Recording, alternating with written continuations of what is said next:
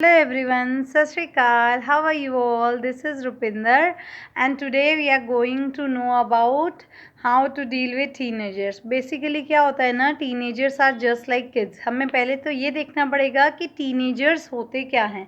Teenagers होते हैं जो 13 से 18 साल के बीच के बच्चे होते हैं ना, they are just like kids. एक तो उनका फिजिकल अपीयरेंस चेंज हो रहा होता है दिस टाइम, उनका इमोशनल चेंजेस हो रहा होता है, उनको मूड स्विंग्स बहुत होते हैं इस टाइम.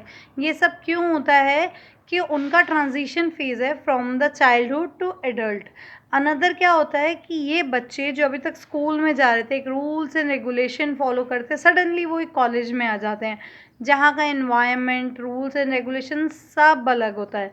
तो उनको एडजस्ट करने में, चीज़ों को अडेप्ट करने में, अपने आप को उसके अकॉर्डिंग ढालने में थोड़ा टाइम लग जाता है. कोई कोई बच्चों के लिए बहुत चैलेंजिंग फेस होता है, कोई कोई बच्चे इजीली इस फेज़ को पार कर लेते हैं. तो अब हम ये देखेंगे कि बेसिकली हमको इस फेज़ को कैसे हैंडल करना है. इसके काफ़ी सारे पॉइंट्स हैं. फर्स्ट वन इज़, आपको बच्चे के साथ ना ओपन कम्युनिकेशन करना चाहिए. उसका मतलब है कि बच्चा आपसे इतना फ्री हो कि वो आपको अपनी हर बात बता सके कि मैं कैसा फ़ील कर रहा हूँ, मैं कॉलेज गया तो मुझे कैसे दोस्त मिले, मेरे टीचर कैसे हैं, या मेरे को कोई प्रॉब्लम तो नहीं हो रही है फिज़िकली, इमोशनली कोई प्रॉब्लम नहीं हो रही है. तो please try to stay open up with your kids. आप अपने बच्चों से इतना बॉन्डिंग रखिए कि वो आपको अपनी हर बात बता सकें. This is really very important. Another one is, क्योंकि ये ट्रांजिशन फेज़ है तो कई बच्चे इस टाइम में जो अभी स्कूल में थे तो ये काफ़ी गलत चीज़ों के लिए भी लग जाते हैं.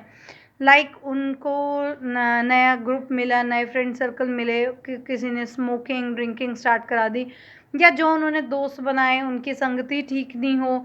तो ये फेज़ बच्चों का बहुत संभालने वाला होता है. पेरेंट्स के लिए खासकर बहुत इम्पॉर्टेंट है टू नो कि बच्चों को हम कैसे संभालें इस स्टेज में. हमें क्या करना चाहिए, सेकंड पॉइंट इज़, हमें उनकी एक बाउंड्री सेट करनी चाहिए.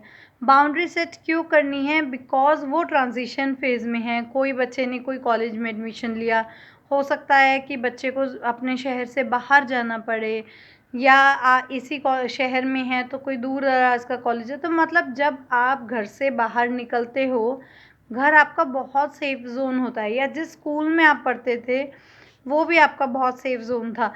लेकिन अब जैसे ही आप कॉलेज में आ गए, आपके लिए नया कल्चर है, नया एनवायरनमेंट है, नए तरीके के लोग हैं. हो सकता है पहले जो आप जिनके साथ पढ़े हों नर्सरी टू 12th तक के, वो सारे बच्चे आपके बचपन के दोस्त हों, पर अभी आप बिल्कुल नए एनवायरनमेंट में वो बच्चा जा रहा है, पता नहीं कहाँ कहाँ के शहरों के लोग या बच्चे आए हों. तो बच्चों के लिए ना बाउंड्री सेट करना पेरेंट्स के लिए बहुत ज़रूरी है. वो इसलिए कि जब आप उन्हें बता देंगे बेटा आपका ये बिहेवियर एक्सेप्टेड है, अगर आप ऐसा करेंगे तो वो बिहेवियर आपके लिए एक्सेप्टेड नहीं है. तो बच्चा अपने दिमाग में चीज़ें रखेगा कि देखो मुझे ये काम नहीं करना या मुझे ये काम करना है. तो इट्स वेरी इम्पॉर्टेंट, जब आप उनको एक बाउंड्री सेट कर देते हैं ना, तो वो बच्चे फील सिक्योर करते हैं. उनको ये लगता है कि हाँ ये मेरी लिमिटेशन है. उनको पहले ही पता होता है कि ये काम मैं कर सकता हूँ, कि ये काम मैं नहीं कर सकता. It's very clear in their mind. Another one is, आपको उनकी मदद करनी चाहिए इस टाइम पे. मदद कैसे करेंगे, अगर बच्चा आपसे कोई सलाह लेने आया या वो कुछ बताना चाहता है, प्लीज़ उनको आराम से सुनिए, बिल्कुल बिना किसी भी जजमेंट के. पहले उन्हें अपनी बात पूरी करने दीजिए, उनको आप अपनी एडवाइस दीजिए. एडवाइस देने के बाद उनको ऑप्शन दीजिए कि वो आपकी एडवाइस के साथ जाना चाहते हैं या दूसरी उनको अपनी कोई पॉइंट रखना चाहते हैं. तो उनको आपकी एडवाइस का बताइए, मेरे एडवाइस से चलोगे तो ऐसा होगा, तुम्हारी एडवाइस से चलोगे तो ऐसा. तो उनको थोड़ा सा अपनी मिस्टेक्स, अगर वो गलती भी करते हैं कोई एडवाइस अपने चीज़ चूज़ करने में, तो वो उससे गलती से सीखेंगे ही. ये भी बहुत इम्पॉर्टेंट स्टेप है कि बच्चों को अपनी गलतियों से सीखना आना चाहिए. It's really important. आपको उनको गाइड करना चाहिए whenever they want. Please listen to them carefully. Another one is very important, बच्चा जब कुछ भी बोले तो उसको जजमेंटल नहीं होना है, हमें उनके आगे पॉजिटिव रोल मॉडल रखना है अपना। What is positive role model? मतलब बच्चा जो देखता है कि मेरे पेरेंट्स ने ऐसा किया तो मैं भी ऐसा ही करूँगा, उनके सामने आप अपना बिहेवियर थोड़ा पोलाइट दिखाइए, पेशेंट दिखाइए, या दिखाइए आप कितने कोऑपरेटिव है लोगों के साथ, या आप घर में हेल्प करते हैं। तो बच्चों बच्चों का ये ना जैसे छोटे बच्चों का होता है ना लर्निंग, ये उनका आगे की ज़िंदगी में कैसे बिहेव करना है, ये वो भी फेज़ है। जिस तरीके से आप मिलजुल के घर पे रहेंगे, प्यार से रहेंगे, बच्चा वही दिखेगा। बच्चा अब ये इम्प्लीमेंट अपने आगे आने वाली लाइफ में रहेगा। अनदर वन इज़, हमें ना बच्चों के साथ थोड़ा सा पेशेंट रहना पड़ेगा। पेशेंट क्यों रहना पड़ेगा? क्योंकि देखिए बच्चों के लिए बहुत बड़ा चैलेंज है ये।